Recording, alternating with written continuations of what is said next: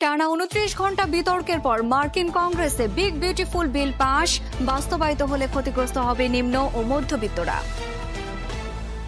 ইরানের সাথে সংঘাতে ইসরায়েলকে সহযোগিতা করেছিল সৌদি আরব, হেলিকপ্টার পাঠিয়ে ড্রোন ঠেকিয়েছে রিয়াদ, তেল আবিব ভিত্তিক সংবাদ মাধ্যমের প্রতিবেদন। প্রথম দেশ হিসেবে তালেবান নেতৃত্বাধীন আফগান সরকারকে স্বীকৃতি দিল রাশিয়া, অন্যান্য দেশের সাথেও কূটনৈতিক প্রচেষ্টা অব্যাহত রাখার ঘোষণা কাবুলের। টানা ২৯ ঘন্টা বিতর্কের পর অবশেষে আলোর মুখ দেখল বিগ বিউটিফুল বিল। বৃহস্পতিবার মার্কিন প্রতিনিধি পরিষদে মাত্র ৪ ভোটের ব্যবধানে পাশ হয়েছে আলোচিত ব্যয় ও কর সংকোচন বিলটি। আইনে পরিণত হওয়ার জন্য এখন শুধু অপেক্ষা মার্কিন প্রেসিডেন্টের স্বাক্ষরের।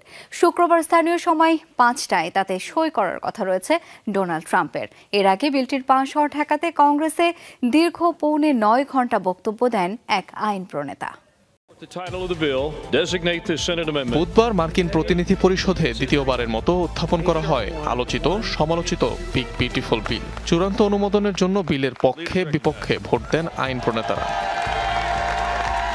এর আগে কংগ্রেসে চলে নানা নাটকীয়তা। দীর্ঘ ২৯ ঘন্টা ধরে চলে যুক্তি পাল্টা যুক্তি।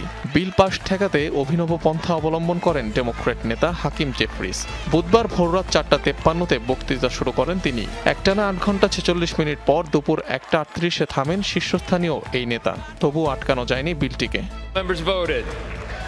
প্রতিনিধি পরিষদে ২১৮-২১৪ ভোটের ব্যবধানে পাশ হয় কর ও ব্যয় সংকোচন সংক্রান্ত বিলটি। ডেমোক্র্যাটদের ২১২ সদস্যের সকলেই অবস্থান নেন বিলটির বিরুদ্ধে। সাথে যুক্ত হন আরও ২ রিপাবলিকান নেতা। দল হিসেবে আমরা যা করতে চেয়েছিলাম তার একটি লক্ষ্য ছিল। আমরা সেই সুযোগ নষ্ট করতে চাইনি। যারা আমার পেছনে দাঁড়িয়ে তাদের উপর বিশ্বাস রেখেছিলাম, প্রত্যেকের উপরই। তাদের উদ্দেশ্য সঠিক। তারা ইতিহাসে সর্বশ্রেষ্ঠ জাতি সেবা করার চেষ্টা করছে। বিলের বিরুদ্ধে অবস্থান নেওয়া আইন প্রণেতাদের দাবি, ধনীদের জন্য উপহারস্বরূপ বানানো হয়েছে এই বিল, যাতে সরকারের অব্যবস্থাপনা ও দুর্নীতি নিদর্শন বিদ্যমান। অবশ্য ডোনাল্ড ট্রাম্পের দাবি তাদের থেকে পুরোটাই উল্টো। এটি এখন পর্যন্ত পাশ হওয়া সবচেয়ে বড় বিল, যা আমরা উদযাপন করছি। এই বিল আমাদের দেশকে একটি রকেট শিপে পরিণত করবে। সত্যি দুর্দান্ত একটা বিষয়। যুক্তরাষ্ট্র প্রতিটি ক্ষেত্রেই ভালো করছে। কাল মার্কিনিরা গর্ববোধ করবে। শুক্রবার বিলটিতে স্বাক্ষর করবেন প্রেসিডেন্ট ডোনাল্ড ট্রাম্প। তারপরই এটি আইনে পরিণত হবে। এ উপলক্ষে হোয়াইট হাউসে জাঁকজমকপূর্ণ এক অনুষ্ঠানেরও ঘোষণা দিয়েছেন তিনি। কেন এত বিতর্ক মার্কিন প্রেসিডেন্ট ডোনাল্ড ট্রাম্পের বিগ বিউটিফুল বিল নিয়ে? এর মধ্যেই ডেমোক্র্যাটদের তীব্র সমালোচনার মুখে পড়েছে কর ও ব্যয় সংকোচন সংক্রান্ত এই বিলটি। বলা হচ্ছে, ধনীদের জন্যই করা হয়েছে এই নীতিমালা প্রস্তাব। এটি বাস্তবায়িত হলে দরিদ্ররা পড়বে আরও দারিদ্র্যের মুখে। বেশ কিছুদিন ধরেই আলোচনায় ট্রাম্পের কর ও ব্যয় সংকোচন বিল। তবে প্রশ্ন উঠেছে, কেন এত হইচই এ বিল নিয়ে? কাদের লাভবান করবে নীতিমালা প্রস্তাব, আর কারা পড়বে ক্ষতির মুখে? এ প্রস্তাবটিকে অনেকেই দেখছেন ধনীদেরকে আরও ধনী করার মাধ্যম হিসেবে। কর্পোরেশন বা বড় কোম্পানিগুলো স্থায়ীভাবে পাবে কর ছাড়, যা তাদের ব্যবসা আরও বাড়াতে সহায়তা করবে। যুক্তরাষ্ট্রে কারখানা বানানো সেমিকন্ডাক্টর কোম্পানিগুলোকেও বাড়তি কর ছাড় দেবে এই বিলটি। দেশটির শীর্ষ ২০% আয়কারীদের বাৎসরিক নিট আয় বাড়বে প্রায় $১৩,০০০ পর্যন্ত। এতে তাদের পরিবারের গড় আয় বৃদ্ধি পাবে প্রায় ৩%। এছাড়াও ক্ষুদ্র ব্যবসায়ী, আইনজীবী, চিকিৎসক ও বিনিয়োগকারীদের জন্য ট্যাক্সে দেওয়া হবে বিশেষ ছাড়। যুক্তরাষ্ট্রের যেসব অঙ্গরাজ্যে কর বেশি, কমানো হবে সেসব স্থানের বাসিন্দাদের উপর অর্পিত ট্যাক্স। অন্যদিকে বিলটির কারণে সবচেয়ে বেশি ক্ষতির মুখে পড়বেন দরিদ্র মার্কিনিরা। বিশাল কাটছাঁটের শিকার হবে মেডিকেইড ও ফুড স্ট্যাম্প প্রোগ্রামগুলো, যা সাধারণত নিম্ন আয়ের মানুষদেরই সেবা দিয়ে থাকে। বাধ্যতামূলক কাজ, পড়াশোনা বা প্রশিক্ষণে যুক্ত না থাকলে এসব সুবিধা হারাবেন তারা। স্বাস্থ্য খাতে বাজেট কমানোয় আর্থিক সংকটে পড়বে হাসপাতালগুলো। নবায়নযোগ্য জ্বালানির উপর থেকে তুলে নেওয়া হবে ট্যাক্স ছাড়। বাতিল করা হবে ইলেকট্রিক গাড়ির কর ছাড়ও, ফলে বাড়বে এসব গাড়ির দাম। সাধারণ মানুষের জন্য লোন নেওয়াও হয়ে পড়বে কঠিন।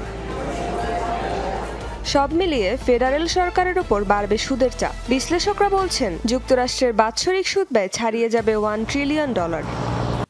ইরানের সাথে সংঘাতে ইসরায়েলকে সহযোগিতা করেছিল সৌদি আরব। তেল আবিব ভিত্তিক সংবাদ মাধ্যম ইসরায়েল হায়োমের এক অনুসন্ধানী প্রতিবেদনে উঠে এসেছে বিস্ফোরক এই তথ্য। বলা হচ্ছে, প্রকাশ্যে ইসরায়েলি হামলার নিন্দা জানালেও গোপনে প্রতিবেশী জর্ডান ও ইরাকে হেলিকপ্টার পাঠিয়ে তেহরানের ড্রোন ঠেকিয়েছে রিয়াদ। তবে আনুষ্ঠানিকভাবে ইসরায়েলকে সহযোগিতার কথা এখনো স্বীকার করেনি দেশটি। 12 দিনের সংঘাতে ইরান একা লড়াই করলেও অনেকেরই সহযোগিতা পেয়েছে ইসরায়েল। ইরানের ছোড়া মিসাইল ড্রোন ভূপাতিত করে ঘনিষ্ঠ মিত্র হিসেবে পরিচিত যুক্তরাষ্ট্র, যুক্তরাজ্য, ফ্রান্সের মতো পশ্চিমা দেশগুলো বন্ধুর মতোই খোলাখুলি পাশে দাঁড়িয়েছিল তেল আবিবের। মুসলিম দেশ জর্ডানের বিরুদ্ধেও রয়েছে ইরানের হামলা মাঝপথে ঠেকানোর অভিযোগ। তেহরানকে সরাসরি সহযোগিতা না করলেও সৌদি আরবকে অবশ্য শুরু থেকেই ইসরায়েলের বিরুদ্ধে কথা বলতে দেখা গেছে। কোনো উস্কানি ছাড়াই ইরানের ভূখণ্ডে ইসরায়েলি হামলার নিন্দা জানিয়েছিল রিয়াদ। সৌদি আরবের আকাশসীমা ব্যবহার করে ইরানে হামলা চালাতে দেয়া হবে না দিয়েছিল এমন বক্তব্য। প্রকাশ্যে ইসরায়েলের নিন্দা জানানো সৌদি আরবের বিরুদ্ধে এবার উঠেছে গোপনে নেতানিয়াহু বাহিনীকে সহযোগিতার অভিযোগ। বিভিন্ন সূত্রের বরাতে এই চাঞ্চল্যকর তথ্য প্রকাশ করেছে তেল আবিব ভিত্তিক গণমাধ্যম ইসরায়েল হায়োম। তাদের এক অনুসন্ধানী প্রতিবেদনে দাবি করা হয়েছে, ইসরায়েলকে লক্ষ্য করে ইরানের ছোড়া ড্রোন ঠেকিয়েছে সৌদি আরবের বিমান বাহিনী। প্রতিবেশী জর্ডান, ইরাক ও নিজ দেশের আকাশসীমায় হেলিকপ্টার মোতায়েন করে এসব বিস্ফোরক বোঝাই চালকবিহীন আকাশযান ধ্বংস করেছে তারা। প্রতিবেদনে বলা হয়েছে, আঞ্চলিক আকাশসীমার নিরাপত্তা নিশ্চিতে ইসরায়েলকে সহযোগিতা করেছে সৌদি আরব। যদিও আনুষ্ঠানিকভাবে এখন পর্যন্ত ইরানের ড্রোন প্রতিহতের কথা স্বীকার করেনি দেশটির সরকার। মধ্যপ্রাচ্যের অন্যতম শক্তিশালী বিমান বাহিনী সৌদি আরবের। অবশ্য দেশটির কাছে থাকা fighter jet, air defence system সহ বেশিরভাগ সমরাস্ত্রই ইসরায়েলের সবচেয়ে কাছের বন্ধু যুক্তরাষ্ট্রের দেয়া।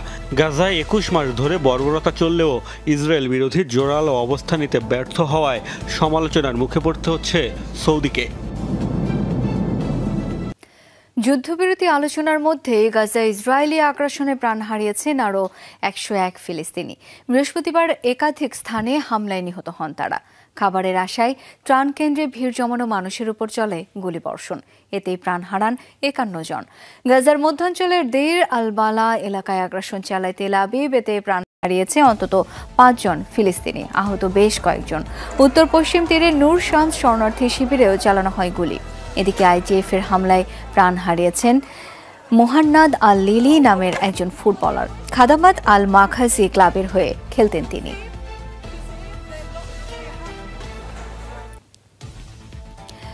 গাজার মানুষের জন্য নিরাপত্তা চান মার্কিন প্রেসিডেন্ট ডোনাল্ড ট্রাম্প। এমন মন্তব্য করেছেন তিনি নিজেই। বৃহস্পতিবার সাংবাদিকদের প্রশ্নের জবাবে কথা বলেন তিনি। আমি চাই গাজার মানুষ নিরাপদে থাকুক। তার চেয়েও গুরুত্বপূর্ণ, আমি তাদের জন্য নিরাপত্তা দেখতে চাই। তারা নরকীয় পরিস্থিতির মধ্য দিয়ে গেছে।